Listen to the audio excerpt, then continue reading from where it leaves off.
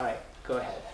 Mr. Rodney Winfield, we are very pleased that you would receive us today in this inner sanctum of music and art.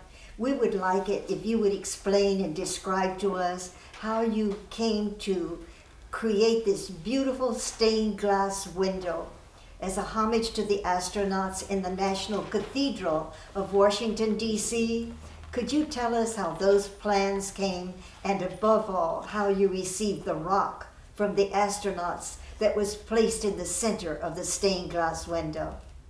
Well, that's asking me a lot, but I can tell you that I gave a lecture in St. Louis at the AID conference on the church in the next 10 years. And there was a man who was from the National Cathedral also speaking, and I started to speak about what my children had told me, that they wanted a beautiful place that was very spiritual, or they wanted something in the woods or something like that. But whatever it was, I gave this, and he came to me afterwards and he said, you know, he said, that's just how the National Cathedral thinks. And he said, what do you do? And I said, well, I'm a stained glass designer. He said, oh, well, we're doing stained glass windows there. We'd like to have the dean come and see you and see some of your work. So the Dean Sayre came, and he came with the clerk of the works, and we went and looked at all the windows that I had done in the area, and then they said, well, we want a very modern window, and so we're going to give it to you, this window. So I started to design the windows. And I designed about 12 different versions, and nothing seemed to suit them.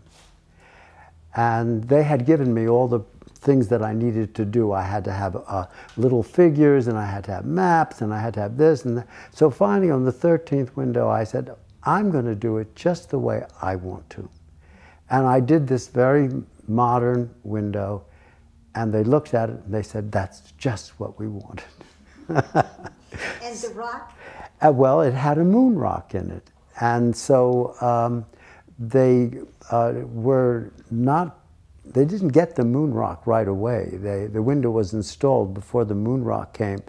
But finally, I think the president at that time, Mr. Nixon, was it president? And he gave the moon rock. And so the astronauts had the moon rock, a very, very thin sheet in a two slabs of glass. And I handled it and everything and received it, and then it was put into the existing window. And it's still there. And of course, the window has become one of the most famous windows of the cathedral because it has a moon rock in it, I think, more than because I did it. I would appreciate very much you giving me the story and the origin of the moon rock that is placed in your stained glass window in the National Cathedral in Washington, D.C.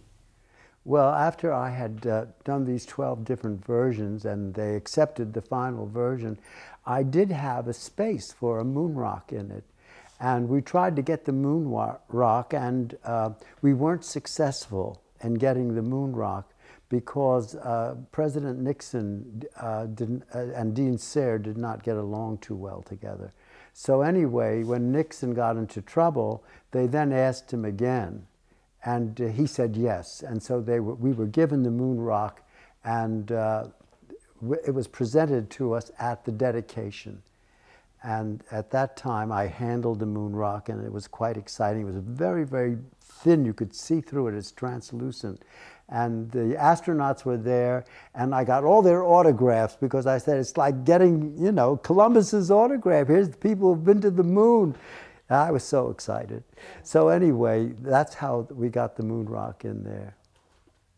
That was beautiful.